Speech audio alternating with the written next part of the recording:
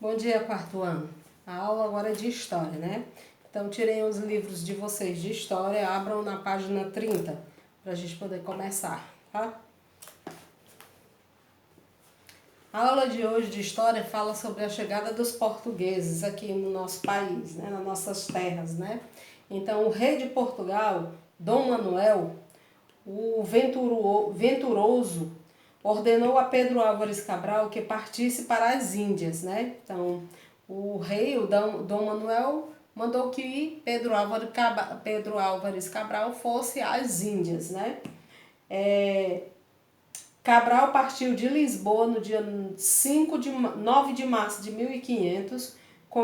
Como as viagens pelo Atlântico eram muito demoradas, a expedição de Cabral chegou ao Brasil afastando-se da rota estabelecida por Vasco da Gama no dia 22 de abril de 1500, após 44 dias de viagem. Então, naquela época, as viagens eram muito demoradas, né? Tinha pessoas até que não conseguiam, né, chegar ao seu local, né, de destino porque era muito demorado e acabavam morrendo, né, de fome ou de alguma doença, né? Então, a primeira expedição, a exploração do litoral do território descoberto foi pela própria Esquadra de Cabral, que seguiu paralelamente à costa em direção a norte, né?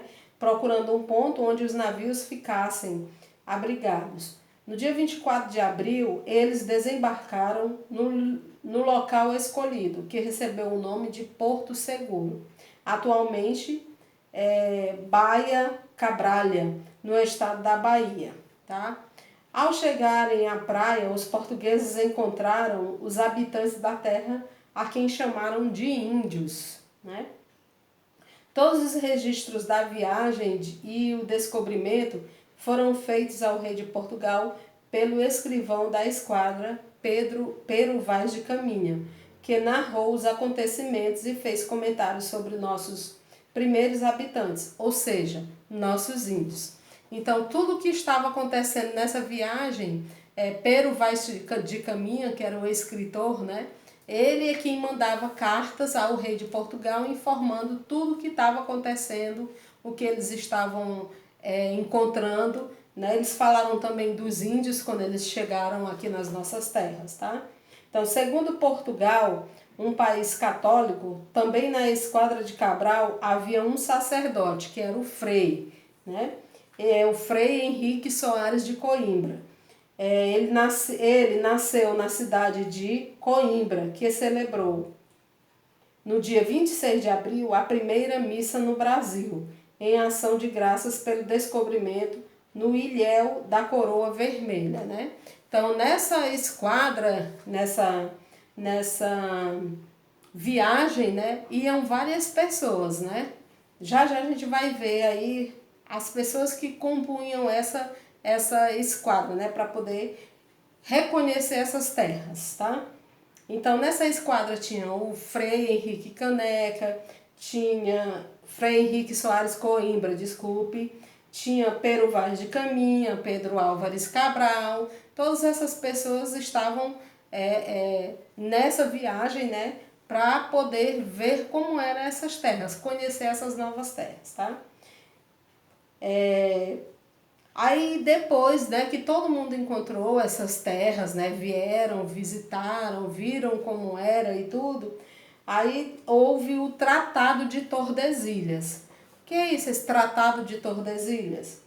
Portugal e Espanha, eles eram os países mais desenvolvidos nas técnicas náuticas e passaram a competir pelo domínio das terras. Então, Portugal e Espanha eles viviam brigando, porque um queria a terra do outro, ou ele queria todo a terra para si, né? Então, eles viviam brigando. O que foi que eles fizeram, então?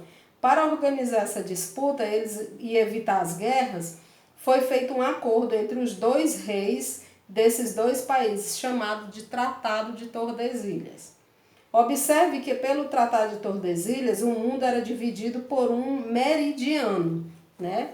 Então, nós tínhamos o nosso mundo, ele era dividido por um meridiano, né? Que era o chamado meridiano de Greenwich, né? Esse daqui. essa linhazinha aqui que passa no meio, era chamado de meridiano de Greenwich, tá? Com esse tratado aí, né, como eles fizeram esse tratado aí, esse tratado considerava que todas as terras descobertas ou a descobrir a leste da marca estabelecida, um meridiano, pertenceria a Portugal e as do oeste à Espanha. Então, do lado de cá, né, domínio espanhol é desse lado. Então, do lado de cá ficou responsável o rei da Espanha, né? Isso aqui ficou para a Espanha e esse outro lado aqui ficou para os portugueses, né? E aqui ficou o lado dos portugueses, certo? Então eles fizeram essa divisão.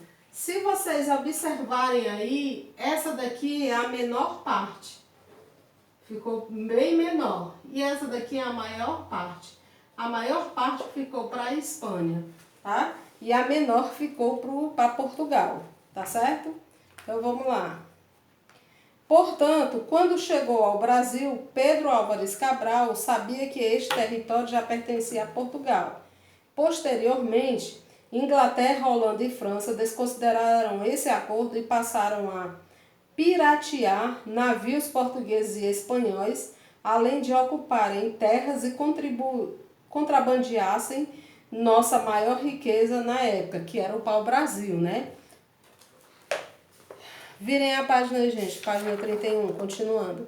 Aí veio os nossos nomes, né? Vocês sabem que logo que o nosso Brasil foi descoberto, né? As nossas terras foram descobertas, nós tivemos 3 nomes aí, tá? Então eu vou explicar cada um deles. Então vamos lá.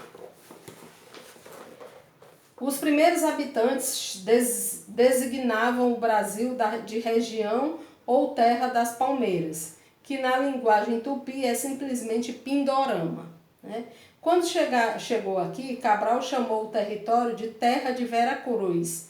Porém, Caminha escreveu as cartas ao rei chamando a terra de Ilha de Vera Cruz, pois a tripulação acreditava que essas terras eram uma ilha que separava Portugal das Índias. Então, logo, o primeiro nome que nós tivemos foi Terra de Vera Cruz, né? Porque eles achavam que lá era uma ilha, né? Então, primeiro eles disseram que era a Ilha de Vera Cruz. Aí o Pero Vaz de Caminha escreveu Terra de Vera Cruz. Aí o Pero Vaz de Caminha disse para o rei que era Ilha de Vera Cruz, né? No dia 2 de maio, a esquadra de Cabral, após a celebração de uma segunda missa, deixou as terras do Brasil e seguiu viagem para as Índias, onde deveria manter o comércio, adquirindo as especiarias. Com o tempo, perdeu-se, então, que havia descoberto uma grande terra. Passaram a chamá-la de Terra de Santa Cruz, pois o rei português, ao escrever para as autoridades católicas, usou a expressão Terra de Santa Cruz. Terra de Santa Cruz, um outro nome que nós tivemos, né? Primeiro Ilha de Vera Cruz, agora Terra de Santa Cruz, né? Com o passar dos anos, a madeira pau-brasil, da qual se podia extrair uma tintura forte, de cor brasa, passou a ser uma matéria-prima de grande valor, sendo retirada em quantidade para ser vendida na Europa. Por isso, em 1503, nossa terra passou a ser chamada de Brasil, né? Por que nós tivemos esse nome aí, que hoje o nosso país é chamado de Brasil? Devido a essa madeira, né? A essa madeira, pau-brasil, né? Por isso que o nosso país é chamado de Brasil, tá? Mais à frente, em 1815, Dom João VI, quando trouxe a corte portuguesa ao Brasil, mudou o nome das terras para Reino Unido de Portugal, Brasil e Algarves. Com a independência em 1822, o Brasil passou a ser chamado Império do Brasil. Já em 1891, com a primeira Constituição Republicana, recebeu o nome de Estados Unidos do Brasil, nome que seguiu até 1967, com a ditadura militar, que o modificou para República Federativa do Brasil, nome válido hoje. Então, devido a tantos nomes que nós tivemos, né, hoje nós temos ele, que é o que ficou por último, né, República Federativa do Brasil. Esse é o nome do nosso país, né? Então, vocês vão ter um tempinho aí agora para responder as atividades e já sabe, qualquer dúvida, é só falar comigo que a gente tira essas dúvidas, tá certo? Até daqui a pouco com a aula de matemática, tá? Quando vocês tiverem terminado a aula de história, você já tira o livro na disciplina de matemática para a gente fazer as explicações, tá certo?